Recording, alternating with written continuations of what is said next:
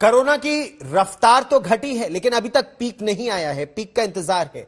लगातार बढ़ोतरी के बाद कोरोना के अगर हम रोजाना मामलों की देखें, बात करें, अगर डेली केसेस में देखें तो उसमें कुछ गिरावट आई है। न केवल राजधानी दिल्ली में बल्कि मुंबई में भी गिरावट का ट्रेंड अब नजर आ रहा है। ऐसे में सवाल यह भी पूछा जा रहा है कि क्या कोरोना की विदाई करीब आ गई है? कोरोना की पीक को लेकर भविष्यवाणी करने वाले आईआईटी कानपुर के प्रोफेसर मणींद्र अग्रवाल के मुताबिक दिल्ली और मुंबई, इन दो शहरों की बात करें तो कोरोना में डेली केसेस में गिरावट आने वाले कुछ दिनों में जारी रहेगी, लेकिन देश में गिरावट का असली दौर 23 जनवरी के बाद शुरू होगा।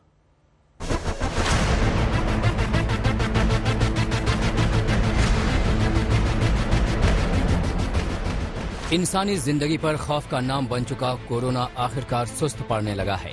हालांकि इस बहरूपीय वायरस को लेकर कुछ भी कहना जल्दबाजी लगता है, लेकिन आंकड़े तस्दीक करने लगे हैं कि कोविड संक्रमण की रफ्तार धीमी हुई है। पहले जरा आज के कोविड केस के आंकड़ों पर गौर कीजिए। पिछले 24 घंटे में कोरोना के 2,58,089 नए मरीज आए हैं। कोविड से 385 लोगों की मौत हुई। एक्टिव केस की संख्या 16,56,341 पहुंच चुकी है।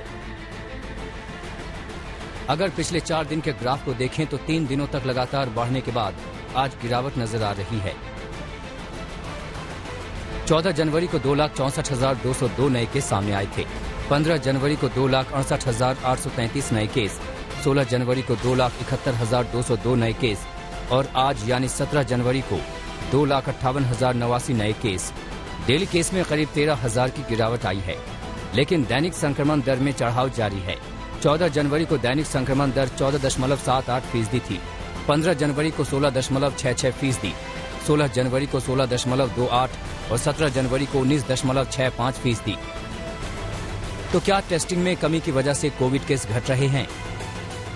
तो टेस्ट कम होने से कभी भी नंबर कम नहीं आते। जितने भी, जिसको भी हल्का सा भी सिम्टम है, हल्की सी भी दिक्कत है या कोई भी हाई रिस्क कॉन्टैक्ट है, सब टेस्ट कराते हैं।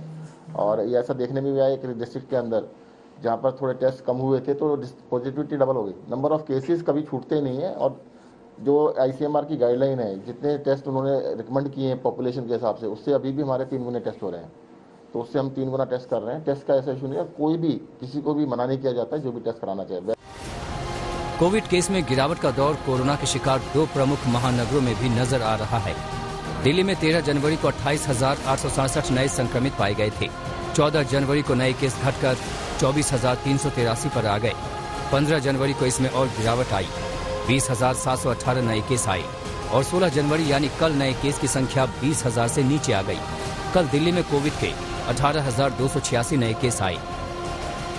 इसमें आज और गिरावट आने का अनुमान है, क्योंकि कल थोड़ा संडे भी था। वैसे आज काफ़ी कम है, मतलब लगातार तो ट्रेंड तो अब स्टार्ट सेट हो गया। जैसे बढ़ रहा था तो बढ़ने का ट्रेंड था, अब घटने का ट्रेंड आया तो कम ही आएंगे। तो आज 18,000 है तो मुझे लगता है 4-5,000 कम आने चाहिए, 4,000 तो कम आने चाहिए कम से।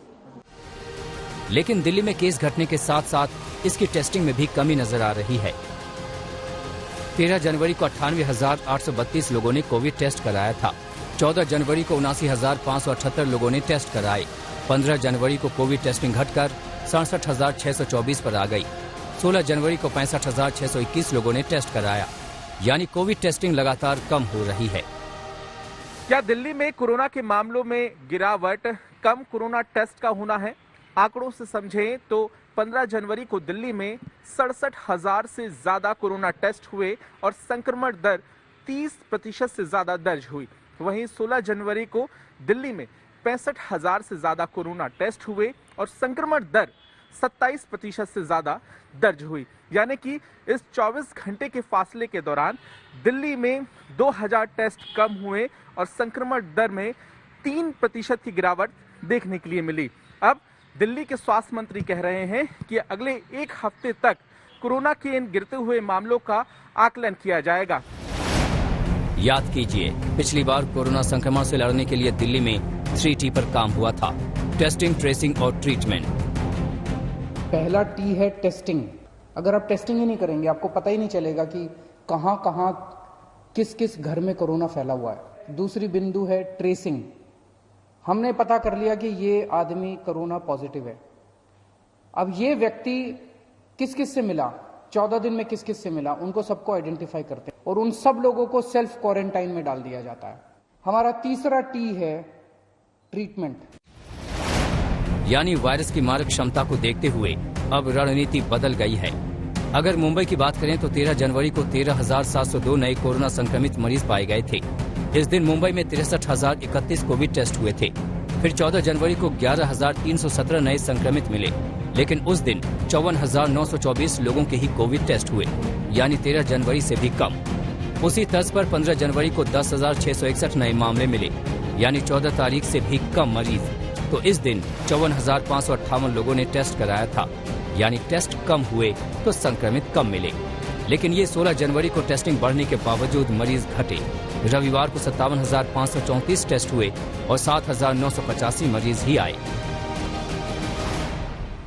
हफ्ते के आंकड़े अगर देखे जाएं तो हर दिन 20,000 से ज्यादा केसेस आ रहे थे, जबकि टेस्टिंग इतनी ही की जा रही थी। अब इसी टेस्टिंग पर 7,000 तक केसेस आ रहे हैं, 7,500 तक केसेस आ रहे हैं। तो ये जताया जा रहा है कि तीसरी लहर का जो बढ़ाव देखा जा रहा था वो कहीं ना कहीं कम हो रहा है। अभी भी शंका इस बात पर जताई जा रही है कि कोविड सेल्फ टेस्ट किट से जो लोग घर पर टेस्ट कर रहे हैं उसके सही आंकड़े बीएमसी के पास और सरकार के पास नहीं है। पर जो आरटीपीसीआर टेस्ट किए जा रहे हैं उसके आंकड़े देखे जाए तो तीसरी लहर का जो बढ़ाव था उसे कहीं ना कहीं कम होते हुए देखा जा रहा है। दरअसल टेस्टिंग में कमी आईसीएमआर की गाइडलाइंस भी है। आईसीएमआर की गाइडलाइंस के मुताबिक कोरोना संक्रमित के संपर्क में आने मात्र से टेस्ट की जरूरत नहीं, लक्षण हों तभी टेस्ट कराएं। बहरहाल कोरोना केस के मौजूदा ट्रेंड को देखते हुए कोरोना की पीक का अनुमान भी बदल गया है। डेली केस के आधार पर पीक का अनुमान लगाने वाले कानपुर आईआईटी के प्रोफेसर मणिंद्र अग्रवाल ने कल नया अनुमान जारी किया है। इसके मुताबिक भारत में 23 जनवरी को पीक आ सकता है, लेकिन पीक में कोरोना के डेली केस 4 लाख से कम होंगे। पहले ये अनुमान जताया जा रहा था कि पीक में डेली केस का आंकड़ा 7 लाख पार कर जाएगा। दिल्ली के बारे में मणिंद्र अग्रवाल का कहना है कि पीक गुजर गया। महाराष्ट्र में ये पीक 19 जनवरी को आने का अनुमान है। मुंबई से ये पीक गुजर चुका है। दिल्ली और मुंबई का ग्राफ देखिए। पीक में जितने केस का अनुमान किया गया था उससे काफी कम पर ही कोरोना की कमर झुकने लगी, यानी ये बड़ी राहत की बात है। जितना नुकसान का डर था उससे हम बच गए। मुंबई से दिव्येश सिंह के साथ मिलन शर्मा और पंकज जैन, दिल्ली आज तक।